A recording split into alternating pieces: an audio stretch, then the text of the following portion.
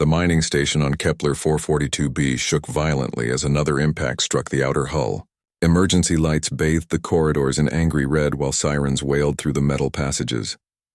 Commander Sarah Chen gripped the railing as she hurried toward the command center, her boots echoing against the deck plates. "Report," she barked as she entered the nerve center of the operation. Lieutenant Torres looked up from his console, sweat beading on his forehead despite the controlled atmosphere. "It's back, Commander. The creature is attacking the eastern mining platform again. We've lost 3 more extraction units in the past hour." Sarah's jaw tightened as she studied the tactical display. For 6 months, their mining operation had been terrorized by what the colonists had dubbed the Dragon Beast. The creature stood nearly 40 feet tall, with armored scales that deflected their most powerful weapons. Its breath could melt titanium steel, and its claws could tear through reinforced barriers like paper. Worst of all, it seemed to possess an intelligence that made it even more dangerous. "Where's the security team?" Sarah asked. "Captain Rodriguez took a squad out 20 minutes ago. We lost contact 12 minutes ago." Sarah closed her eyes briefly. Rodriguez was a good man with a family back on Earth. She couldn't afford to lose any more people to this monster. The mining operation was crucial for the colony's survival. The rare minerals they extracted powered their life support systems and provided the resources needed to expand their settlement. Without it, the 3,000 colonists would slowly starve or suffocate. "Sir, we're getting a transmission from the creature's location," Torres announced, his voice tight with concern. "Put it through." The speakers crackled to life, filled with the sound of metal being torn apart. Then through the chaos came Rodriguez's voice, strained and desperate. "Command, this is Rodriguez. The thing, it's not just attacking randomly. It's targeting specific equipment. The quantum processors, the neural interface arrays. It knows what it's doing." Sarah felt ice form in her stomach. A creature that could strategically target their most sophisticated equipment wasn't just dangerous. It was potentially intelligent enough to understand their technology. That changed everything. "Rodriguez, fall back immediately. Do not engage." "Copy that, Commander." The transmission cut to static. Sarah turned to her communications officer. "Get me a colony-wide alert. All personnel are to evacuate the mining sectors immediately. Seal blast doors behind them." As the evacuation orders went out, Sarah found herself staring at the tactical display. The red dot representing the creature moved with purpose through their facility. Not like a wild animal, but like something with a plan. Her thoughts were interrupted by a new voice. "Commander Chen, this is Chief Mechanic Marcus Webb. I'm requesting permission to approach the eastern sector." Sarah spun around to face the communication console. Marcus Webb was the colony's head mechanic, a quiet man in his 50s who had served on dozens of frontier worlds. He had a reputation for being able to fix anything mechanical, but he had no military training. "Negative, Webb. The area is under attack. Return to the safe zone immediately." "Ma'am, with respect, I think I might be able to help. I've been studying the attack patterns, and I have a theory about this creature." "This isn't the time for theories. Webb, we have people dying out there." "That's exactly why this is the time, Commander. Look at the pattern of attacks. It's not random destruction. The creature is specifically targeting our neural interface systems and quantum processors. Those are the components that would interfere with certain types of neural activity." Sarah paused. Webb might just be a mechanic, but he had an analytical mind that had saved their operation more than once. "Explain." "I think the creature might be suffering from some kind of neural disruption caused by our equipment. The quantum processors emit a specific frequency that could be causing it pain or confusion. If I'm right, then it's not evil, it's desperate." "Even if that's true, Webb, how does that help us? We can't shut down the processors. They're essential for life support. There might be another way. I've been working on some experimental neural dampening fields. If I can get close enough to the creature, I might be able to create a localized field that could calm it down." Sarah stared at the display showing the creature's continued rampage through their facility. Traditional weapons had failed. Military tactics had failed. Maybe it was time to try something completely different. "Webb, that's suicide. Even if your theory is correct, you'd be walking into the path of a 40-foot monster with breath hot enough to melt metal." "Commander, I've spent my whole career working with machines that could kill me in an instant. High-pressure plasma conduits, fusion reactors, quantum field generators.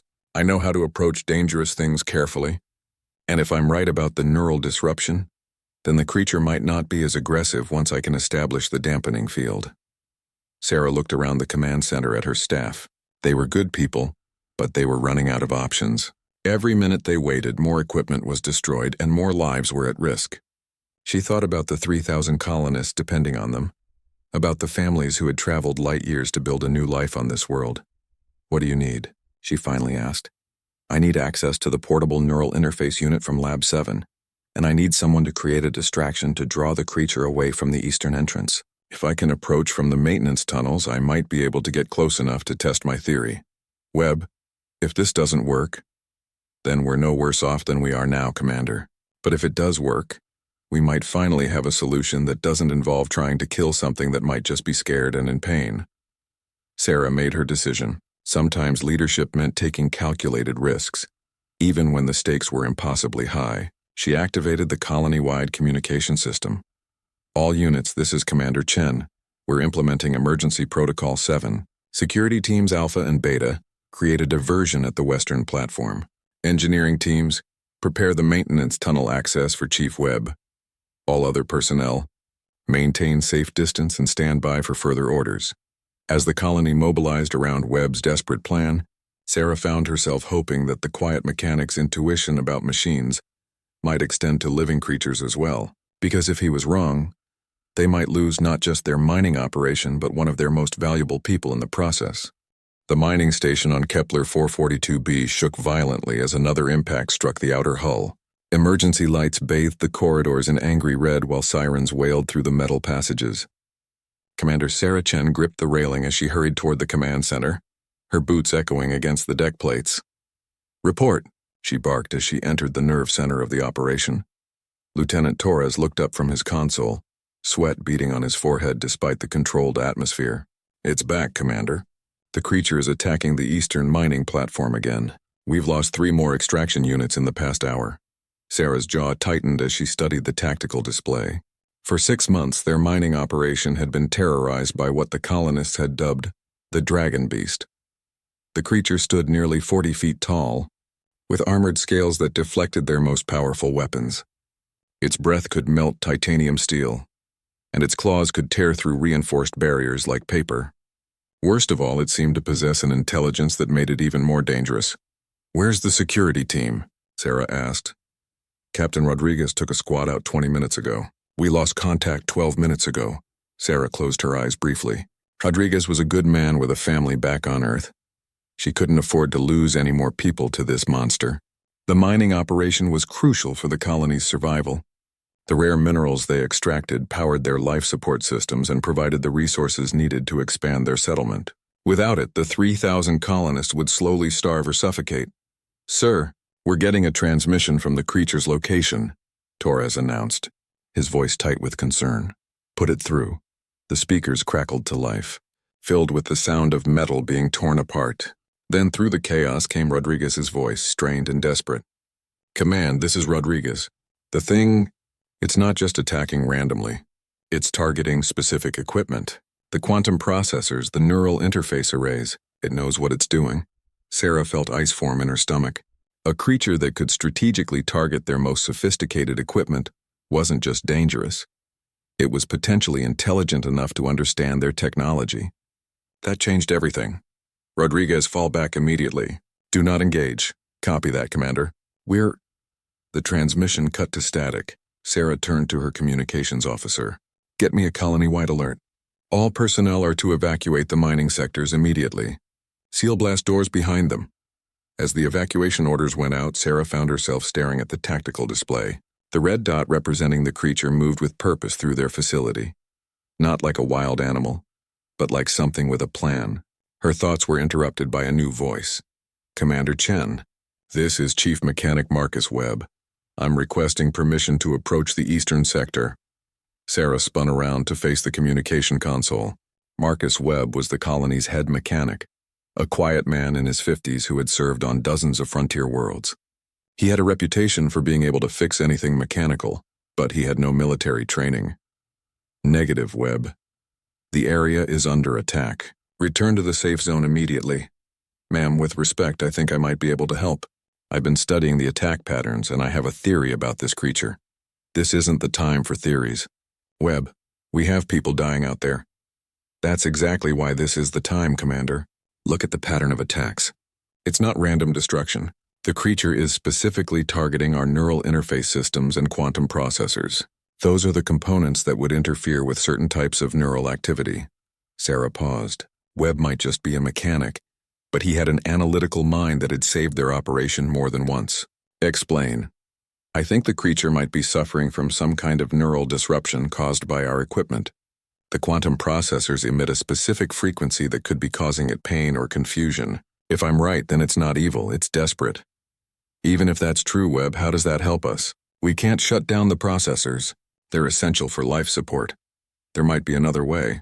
I've been working on some experimental neural dampening fields. If I can get close enough to the creature, I might be able to create a localized field that could calm it down. Sarah stared at the display showing the creature's continued rampage through their facility. Traditional weapons had failed. Military tactics had failed. Maybe it was time to try something completely different. Webb, that's suicide. Even if your theory is correct, you'd be walking into the path of a 40-foot monster with breath hot enough to melt metal. Commander, I've spent my whole career working with machines that could kill me in an instant. High-pressure plasma conduits, fusion reactors, quantum field generators. I know how to approach dangerous things carefully. And if I'm right about the neural disruption, then the creature might not be as aggressive once I can establish the dampening field. Sarah looked around the command center at her staff. They were good people, but they were running out of options. Every minute they waited, more equipment was destroyed and more lives were at risk. She thought about the 3,000 colonists depending on them, about the families who had traveled light years to build a new life on this world. What do you need? She finally asked. I need access to the portable neural interface unit from Lab 7, and I need someone to create a distraction to draw the creature away from the eastern entrance. If I can approach from the maintenance tunnels, I might be able to get close enough to test my theory. Webb, if this doesn't work, then we're no worse off than we are now, Commander. But if it does work, we might finally have a solution that doesn't involve trying to kill something that might just be scared and in pain. Sarah made her decision. Sometimes leadership meant taking calculated risks, even when the stakes were impossibly high. She activated the colony-wide communication system. All units, this is Commander Chen. We're implementing Emergency Protocol 7. Security teams Alpha and Beta create a diversion at the western platform. Engineering teams prepare the maintenance tunnel access for Chief Webb. All other personnel maintain safe distance and stand by for further orders. As the colony mobilized around Webb's desperate plan, Sarah found herself hoping that the quiet mechanic's intuition about machines might extend to living creatures as well, because if he was wrong, they might lose not just their mining operation but one of their most valuable people in the process. Dr. Keiko Yamamoto arrived at the mining chamber with a full xenobiology team, expecting to find either Marcus Webb's remains or a sedated monster. Instead, she discovered something that would change everything they thought they knew about alien intelligence. Marcus sat cross-legged beside the enormous creature, one hand resting on its scaled flank while he worked on a modified neural interface with the other. The creature's eyes followed every movement of the humans entering the chamber, but it showed no aggression, only what appeared to be intense curiosity. Fascinating, Dr. Yamamoto whispered, pulling out her scanner. Marcus, the neural patterns I'm reading are unlike anything in our databases. This creature's brain activity is incredibly complex. The creature's head turned toward Dr. Yamamoto at the sound of her voice. It made a series of soft, musical sounds that seemed to vary in pitch and rhythm. It's trying to talk to you, Marcus said.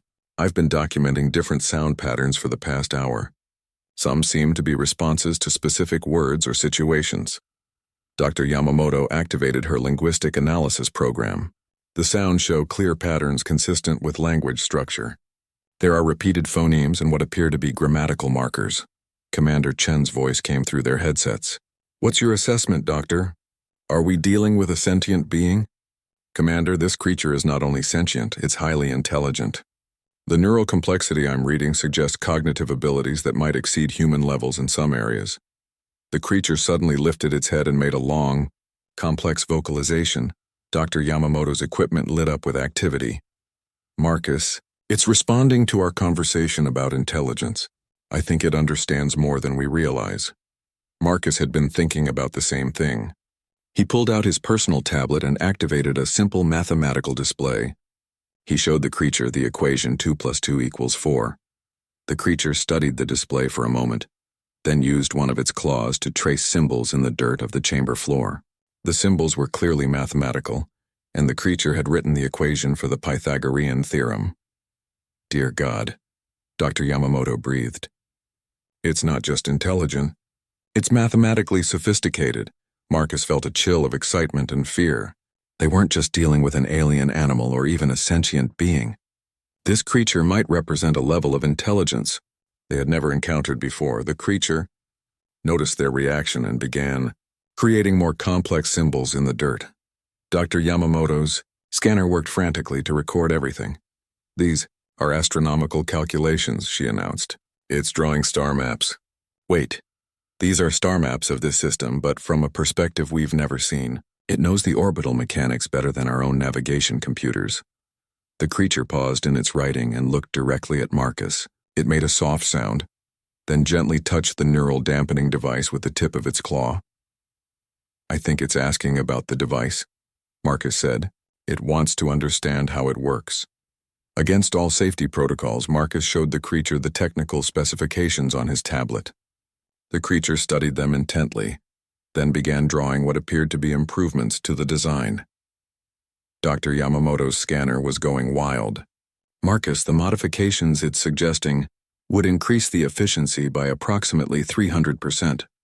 This creature understands our technology better than we do. The implications were staggering. This being had been suffering for months from their equipment, yet instead of seeking revenge, it was trying to help them improve it. The creature began a new set of drawings. These were different. They showed what appeared to be a spacecraft and figures that might represent the creature's own species. It's showing us where it came from, Marcus realized. Look at these star positions. Dr. Yamamoto, can you analyze these coordinates? Dr. Yamamoto fed the symbols into her computer. According to this, it's indicating a system approximately 50 light-years from here. But that system has been surveyed. We found no signs of intelligent life. The creature made a sound that somehow conveyed sadness. It added more details to its drawing, what appeared to be a damaged ship and a single figure separated from the others. It's alone, Marcus said quietly. It's the only one of its kind here. The emotional weight of the situation hit everyone in the chamber. This magnificent, intelligent being had been stranded on their planet, suffering in isolation while the humans unknowingly tortured it with their equipment. The creature began drawing again, this time showing what appeared to be their mining operation and the quantum processors that had been causing its pain. But instead of showing destruction, it drew modifications, ways to adjust the equipment that would eliminate the harmful frequencies while actually improving their efficiency. It's trying to solve our problems, Dr. Yamamoto said in amazement. Even after everything we've inadvertently done to it, it wants to help us. Marcus felt a deep sense of shame about their initial response to the creature's attacks. They had labeled it a monster and tried to kill it, when all along it had been a stranded traveler in desperate pain. The creature seemed to sense his emotions. It gently placed its massive head near Marcus and made a sound that was unmistakably comforting. Commander Chen's voice came through their headsets again. People, I'm getting reports from the surface. We have 3 ships approaching from orbit. They're not responding to our communications, and they're not showing any identification signals. The creature suddenly became alert, its head snapping up toward the ceiling as if it could sense the approaching ships. It made a series of urgent sounds and began drawing frantically in the dirt. The new drawings showed ships similar to the one from its first picture, but these were marked with different symbols. I think it's trying to warn us about something, Marcus said. These ships, they're not the same as its original ship. Dr. Yamamoto was working her scanner overtime. The creature's neural activity just spiked. It's showing signs of fear. The creature stood up, its massive form suddenly seeming protective rather than threatening. It moved to position itself between the humans and the chamber entrance, making sounds that were clearly warning calls. Commander, Marcus said into his headset, I think our friend here is trying to tell us that those approaching ships might not be friendly. What do you mean? I think they might be the reason it crashed here in the first place, and I don't think they're coming to rescue it. The creature looked down at Marcus and made a sound that somehow conveyed gratitude mixed with determination. It was thanking them for understanding. and it was preparing to protect them from whatever was coming. Marcus realized that their situation had just become infinitely more complicated. They had gone from dealing with a monster to discovering an alien intelligence to potentially facing an alien threat from space. And the only thing standing between them and the unknown danger above was the very creature they had been trying to kill just hours before. The creature gently touched Marcus with its claw and began drawing one more image. Humans and itself working together against the approaching ships. It wants to help us, Marcus said aloud. After everything we've done, it still wants to protect us. Dr. Yamamoto was scanning the creature again. Marcus, its neural patterns are showing something I've never seen before. It's not just intelligent. I think it might be telepathic. The creature turned to look directly at Dr. Yamamoto and made a soft sound that seemed almost like confirmation. The revelation that their alien friend might be telepathic changed everything.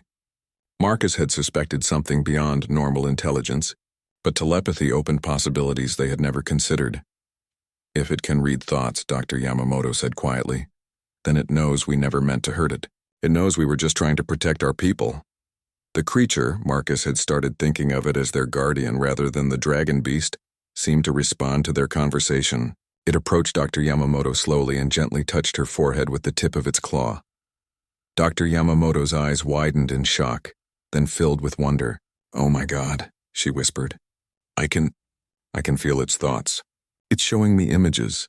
Marcus watched in fascination as Dr. Yamamoto stood perfectly still, her scanner forgotten in her hands.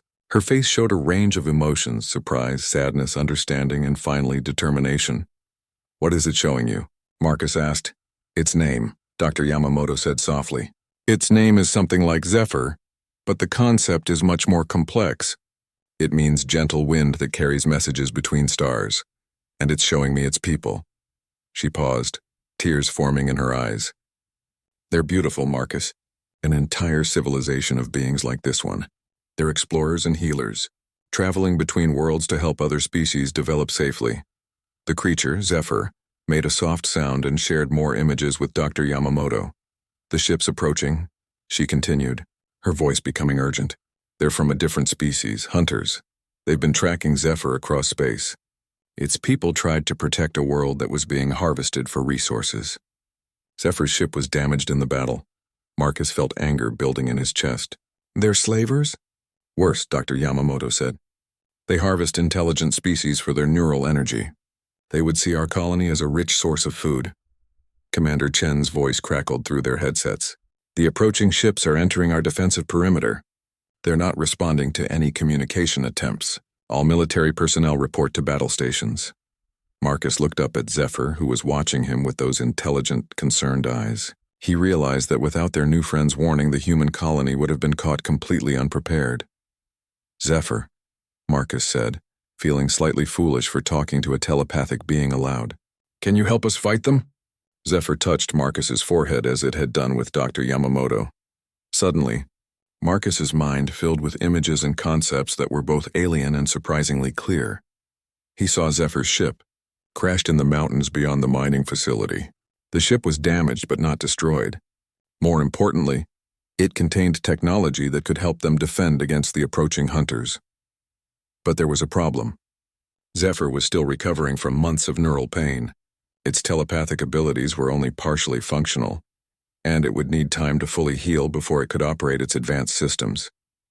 "The neural dampening field," Marcus realized aloud. "We need to enhance it, make it more powerful. If we can completely eliminate the interference from our equipment, Zephyr can recover faster." Dr. Yamamoto was still in telepathic contact with their alien friend. "It's showing me the technical specifications for improvements to our dampening technology. Marcus, this could revolutionize our understanding of neuroscience." Marcus was already pulling up schematics on his tablet, incorporating the modifications Zephyr was sharing. "How long do we have before those ships arrive?" Commander Chen answered through their headsets. "Approximately 2 hours until they reach orbital position. If they're hostile, we have maybe 3 hours before they can mount a ground assault." "That's not enough time to build a new dampening field generator," Dr. Yamamoto said. Zephyr made an urgent sound and began drawing rapidly in the dirt. The drawing showed their mining equipment, specifically the quantum processors that had been causing the neural interference.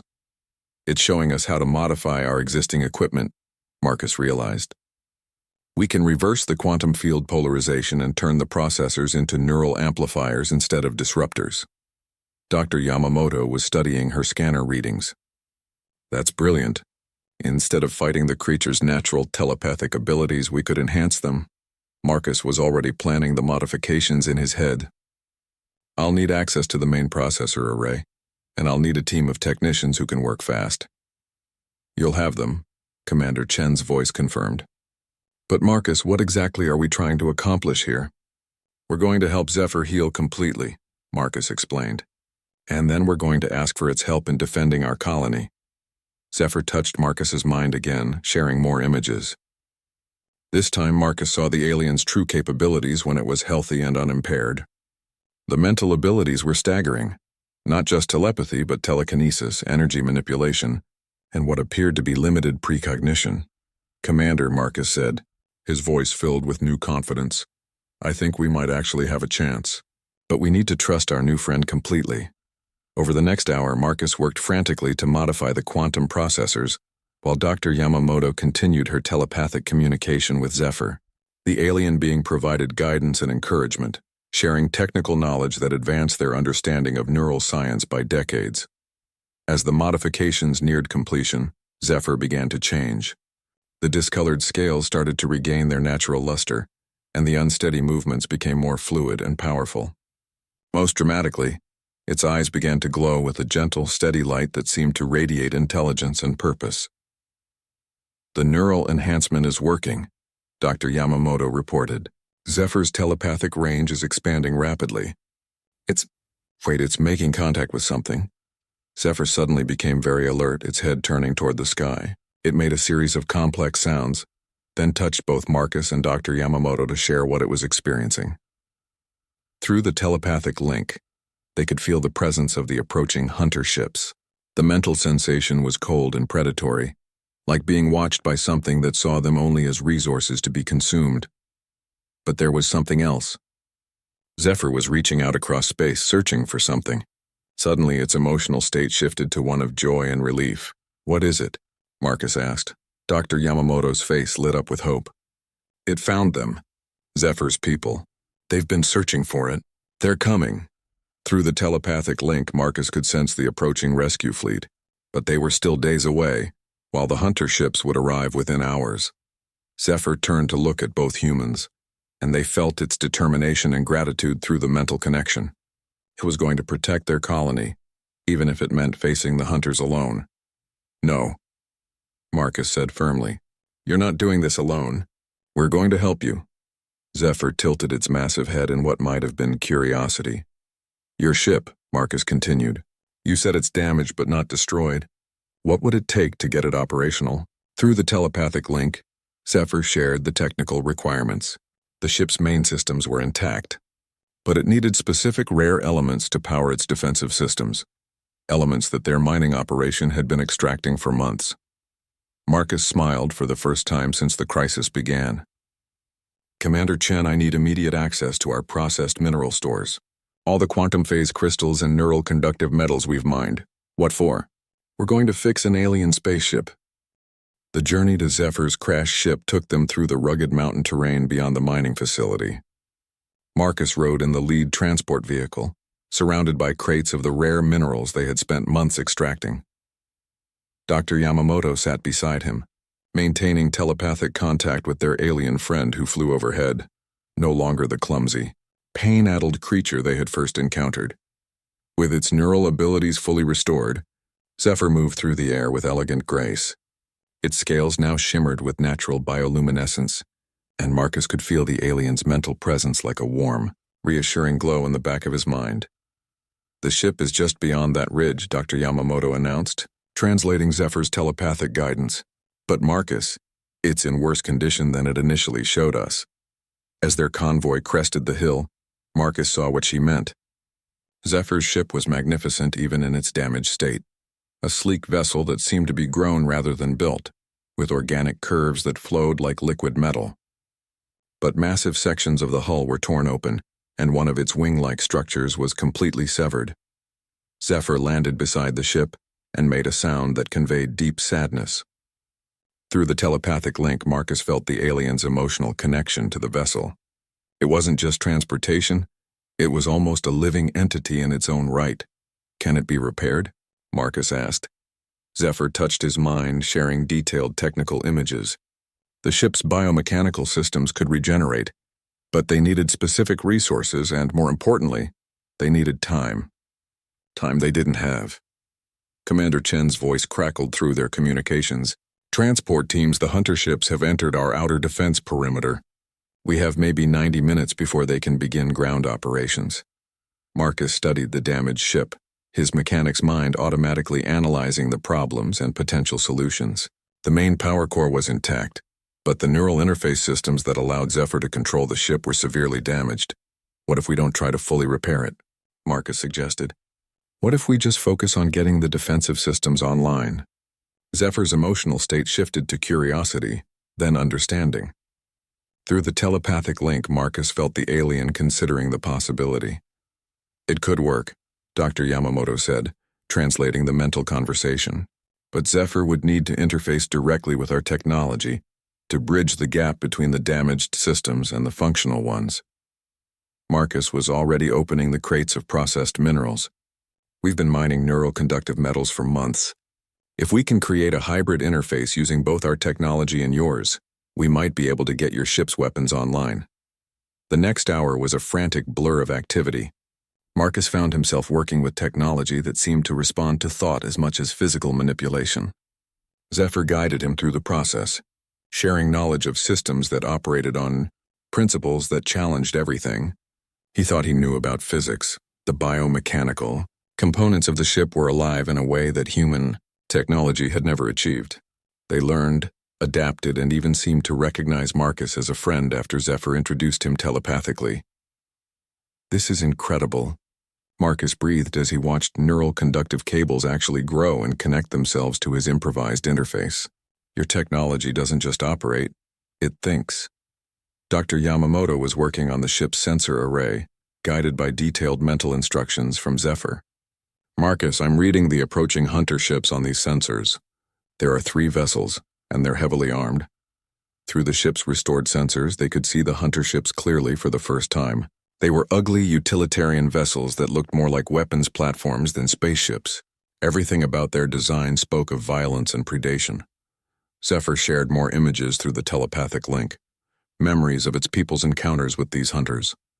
The aliens were as ugly on the inside as their ships were on the outside. They viewed other intelligent species as nothing more than resources to be harvested.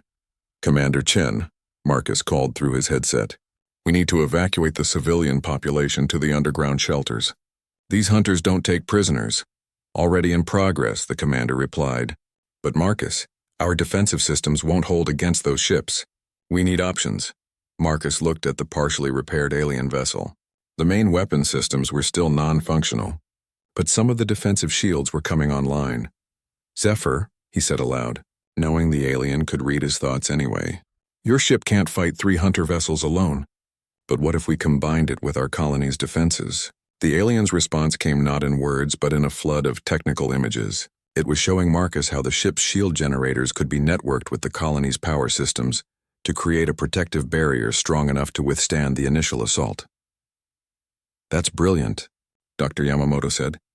"But we'd need to get the ship back to the colony quickly." Zephyr made a sound that somehow conveyed determination mixed with concern. Through the telepathic link, Marcus understood the problem. The ship's flight systems were too damaged for normal propulsion, but there was another way. "Telekinesis," Marcus realized. "You're going to move the ship with your mind." The concept was staggering. The ship was massive, easily the size of a building. But Zephyr's mental abilities had been growing stronger as its neural systems healed. The strain could be dangerous, Dr. Yamamoto warned, reading the alien's mental state. Zephyr is still recovering, but there was no choice. Commander Chen's voice came through their headsets again with increasing urgency. "All units, the hunter ships, are beginning their descent. We have maybe 30 minutes. Zephyr moved to the front of its ship and placed both claws on the hull. Its scales began to glow more brightly as it gathered its mental power. Marcus could feel the aliens' concentration through their telepathic link. It was like standing next to a fusion reactor that was building toward ignition. The ship began to tremble. Then slowly, impossibly, it lifted off the ground. Zephyr was actually moving the massive vessel through pure mental force. Incredible, Dr. Yamamoto whispered. The neural energy output is off the charts. But Marcus could feel the strain on their alien friend. The telepathic link carried not just thoughts but emotions and physical sensations. Zephyr was pushing itself to the limit and beyond. Easy, Marcus said, placing his hand on Zephyr's scaled flank. Don't burn yourself out. We're going to need you for the fight. Through the mental connection, he tried to share his own strength and determination with the alien. To his surprise, he felt Dr. Yamamoto and several other humans joining the mental link. They couldn't provide telepathic power, but they could offer emotional support. Zephyr's response was a wave of gratitude and renewed determination. With the humans anchoring it mentally, the alien was able to maintain the telekinetic lift without overstressing its recovering neural systems. The journey back to the colony took 20 minutes that felt like hours. As they approached the mining facility, Marcus could see the 3 hunter ships descending through the atmosphere like dark meteors. They're beautiful in a terrifying way, Dr. Yamamoto observed. Marcus disagreed. There was nothing beautiful about ships designed for hunting and enslaving intelligent beings. But he had to admit they looked formidable. "Commander," Marcus called as they reached the colony perimeter, "we're going to need precise coordination. Zephyr's ship needs to interface directly with our power grid to create the defensive shield." "Understood. Engineering teams are standing by." As Zephyr gently set its ship down near the main power station, Marcus felt a surge of hope. They had accomplished something that should have been impossible, repairing an alien vessel using hybrid human-alien technology in less than 2 hours. Now came the real test. Through the telepathic link, Marcus could feel Zephyr's determination to protect the human colony that had become its friends, but he could also sense the aliens' knowledge of how dangerous these hunters were. The approaching ships opened fire on the colony's outer defenses, their weapons cutting through human military shields like they were paper. "Here they come," Marcus said grimly, as Zephyr began powering up the hybrid defensive systems. "Let's see what humans and aliens can accomplish together." The first hunter ship's weapons struck the colony's outer perimeter with devastating force. Marcus watched from the command center as their conventional shields flickered and failed under the alien assault. But then Zephyr's hybrid defensive system activated and everything changed. A shimmering barrier of energy spread across the colony like a protective dome. The hunter weapons, which had easily penetrated human shields, were absorbed and dispersed by the biomechanical defense grid. The attacking ships paused, clearly surprised by the unexpected resistance. "Incredible," Commander Chen breathed. "Our power readings are actually increasing. The alien shield isn't just blocking their attacks, it's converting the energy." Through the telepathic link, Marcus felt Zephyr's satisfaction. The alien technology didn't just defend, it learned and adapted. Each attack made the shield stronger. Dr. Yamamoto was monitoring the alien ship's systems from her station. "Zephyr is integrating our technology faster than should be possible. The biomechanical systems are actually rewriting our code to make it more efficient." The hunter ships regrouped and began a coordinated bombardment. Their weapons were more powerful than anything in human databases, but the hybrid shields held firm. Marcus could feel Zephyr's concentration through their mental link. The alien was orchestrating the entire defense through pure thought. "Marcus," Commander Chen said urgently, "our sensors are detecting movement inside the hunter ships. They're preparing to launch ground forces." Through Zephyr's enhanced senses, Marcus could see the creatures aboard the attacking vessels. They were as ugly as their ships, predatory beings that looked like they had been designed for violence. But more disturbing was what Zephyr showed him through the telepathic link: the hunters' complete inability to understand concepts like mercy or cooperation. "They don't think like us," Marcus realized aloud. "They literally cannot comprehend why we would help each other or why Zephyr would protect us." Dr. Yamamoto nodded grimly. "That makes them predictable but also incredibly dangerous. They won't negotiate or retreat unless they're completely defeated." The hunter ships launched dozens of attack pods toward the colony. The small craft moved with disturbing speed and agility, darting between the defensive energy bursts like living things. Zephyr made a sound of determination and began charging the ship's offensive systems. The biomechanical weapons were unlike anything in human military arsenals. They fired concentrated bursts of neural energy that could disable electronic systems or, at higher settings, disrupt the neural functions of living beings. Zephyr doesn't want to kill them. Dr. Yamamoto translated the alien's thoughts. It's trying to find a way to stop them without causing permanent harm. Marcus felt a surge of admiration for their alien friend. Even facing beings that would show no mercy, Zephyr was trying to find a peaceful solution. The first wave of attack pods breached the outer defensive perimeter. They were met by the colony's security forces, but the hunters' personal armor was too advanced for human weapons to penetrate effectively. "Commander, we're losing ground," came Captain Rodriguez's voice over the communications. "These things are cutting through our defensive positions like paper." Marcus looked at Zephyr, who was monitoring the battle through the ship's sensors. The alien's emotional state was shifting from determined to desperate. Its people were still days away, and the colony couldn't hold out much longer against the hunters' superior technology. "There has to be something else we can do," Marcus said. "Zephyr, show me everything about your ship's capabilities." The alien touched his mind, sharing detailed technical information. Most of the offensive systems were still damaged beyond repair. But there was something else. A communication array that could reach across interstellar distances. "You could call for help," Marcus realized. "Not just your people, but other species that oppose the hunters." Dr. Yamamoto was studying the data flowing through her scanner. The communication system uses quantum entanglement to send messages instantaneously across space. It could reach dozens of civilizations. But Zephyr's emotional response was complex, hope mixed with uncertainty. Through the telepathic link, Marcus understood the problem. Most species that encountered the hunters either fled or were destroyed. Very few had ever successfully fought them off. "What about the Galactic Council?" Dr. Yamamoto asked, translating more of Zephyr's thoughts. "Zephyr's people are part of a larger alliance of peaceful species." Marcus felt Zephyr's sudden surge of hope. The Galactic Council had strict laws about interfering with developing civilizations, but the hunters had violated those laws by attacking the human colony. "Do it," Marcus said. "Send the message." Zephyr began operating the communication array, sending out a complex signal that carried not just words, but telepathic impressions. Marcus could feel echoes of the message through their mental link, a desperate plea for help from a stranded explorer and the primitive, but brave species that had chosen to protect it. The response was immediate and overwhelming. Dozens of alien civilizations acknowledged the signal within minutes. Most were too far away to help, but several promised immediate assistance.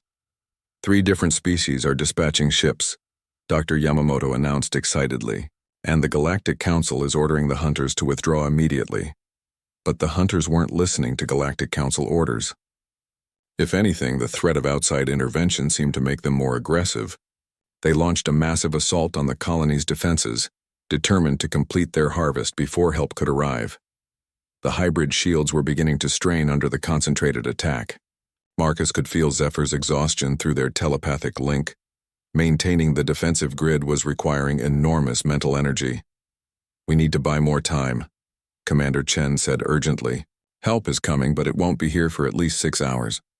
Marcus studied the tactical display, looking for options. The hunters had superior technology and numbers, but they had one critical weakness. They couldn't understand cooperation between different species. "That's it," Marcus said suddenly. "Zephyr, can you temporarily enhance our neural capabilities? Make it possible for humans to operate your technology directly?" The alien's response was a mixture of surprise and concern. Enhancing human neural activity was possible but dangerous. The human brain wasn't designed to handle the kind of mental energy required to operate biomechanical systems. "I can handle it," Marcus insisted.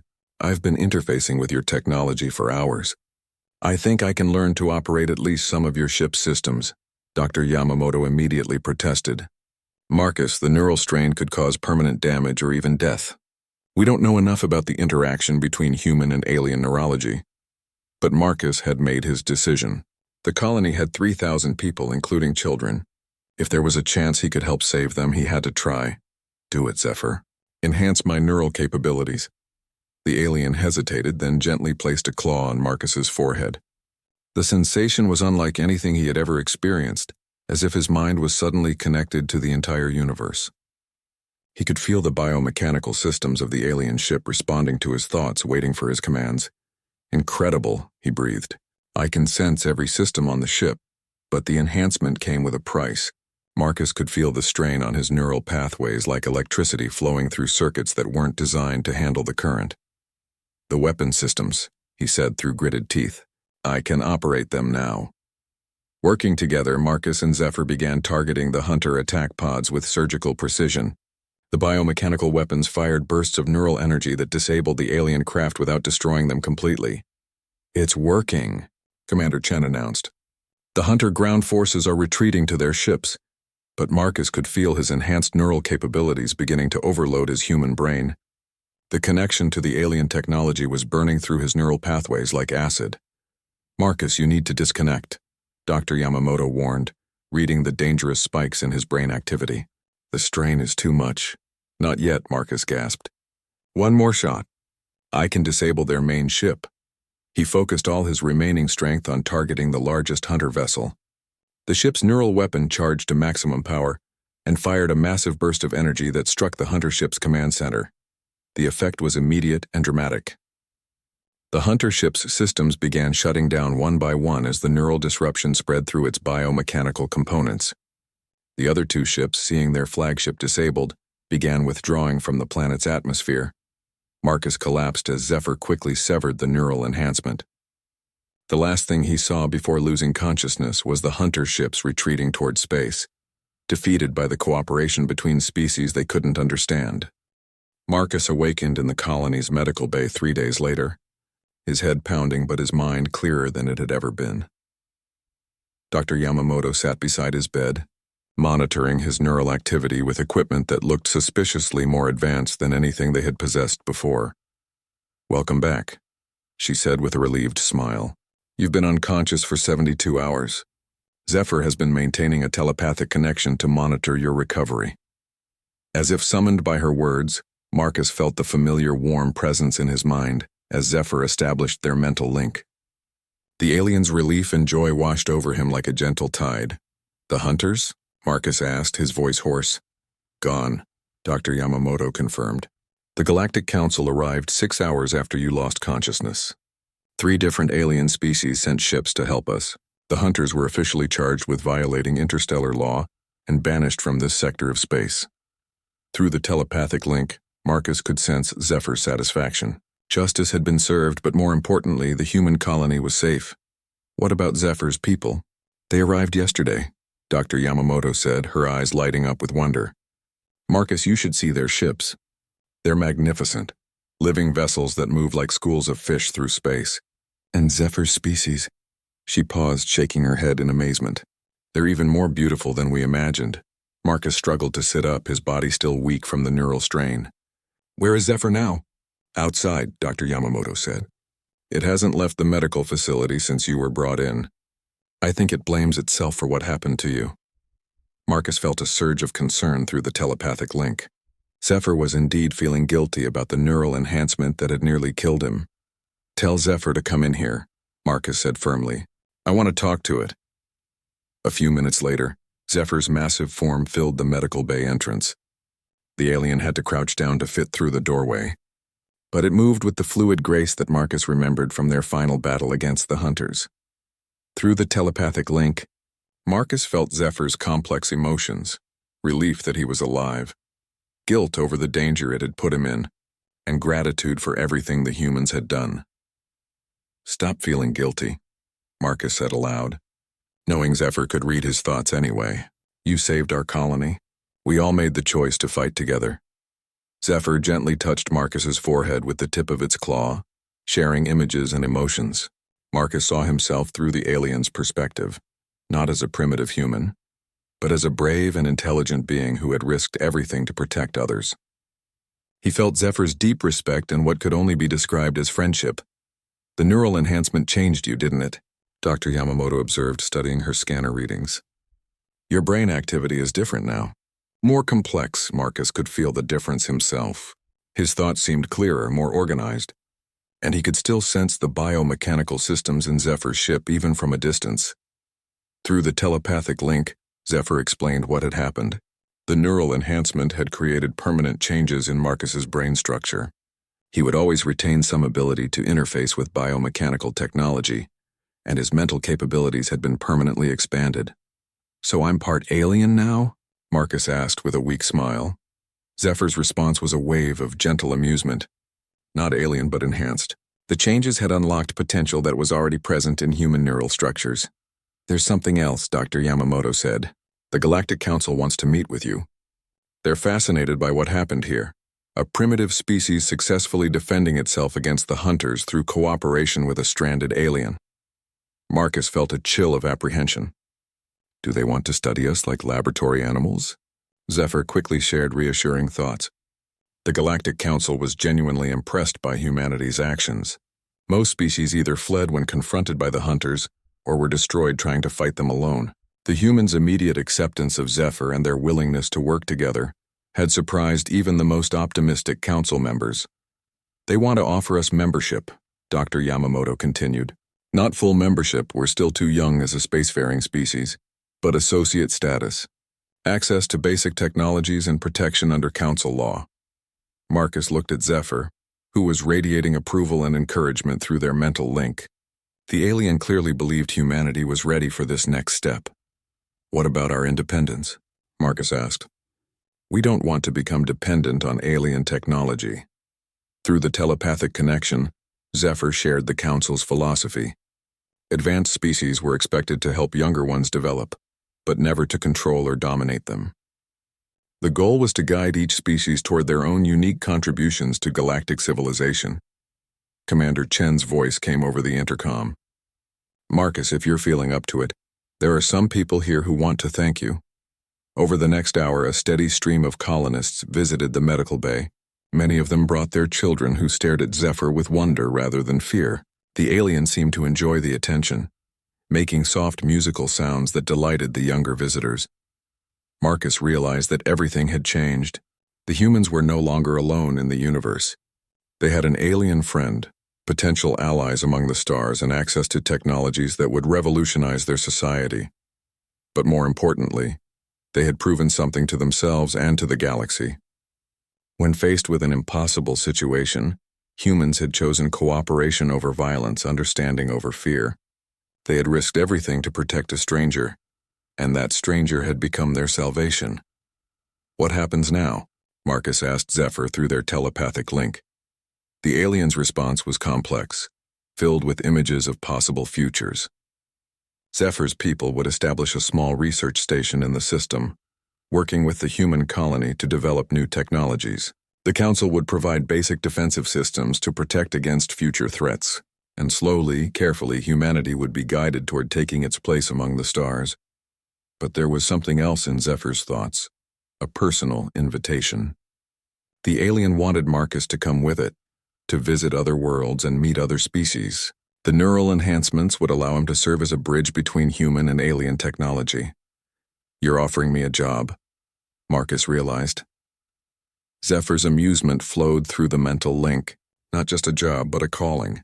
The galaxy needed individuals who could work between species, facilitating cooperation and understanding. Marcus looked around the medical bay at Dr. Yamamoto, at the colonists still visiting at the world he had called home for 3 years. Then he felt Zephyr's gentle encouragement and the vast possibilities that lay among the stars. "Can I think about it?" he asked. Zephyr's response was a wave of patient understanding. There was no rush. The alien would be staying in the system for several months while its ship underwent complete repairs. There would be time to decide. As the day progressed and Marcus's strength returned, he found himself standing at the medical bay window, looking up at the stars that no longer seemed distant and cold. Somewhere up there, Zephyr's people were waiting. The Galactic Council was debating humanity's future. New adventures and new challenges lay scattered across the cosmos like seeds waiting to grow. Marcus smiled as he felt Zephyr's presence in his mind, patient and friendly and eternally optimistic about the future they would build together. The dragon beast that had once terrorized their colony had become humanity's first ambassador to the stars. And Marcus Webb, A simple mechanic who had learned to speak to aliens through touch and understanding, was about to become the first human to walk among the stars as an equal.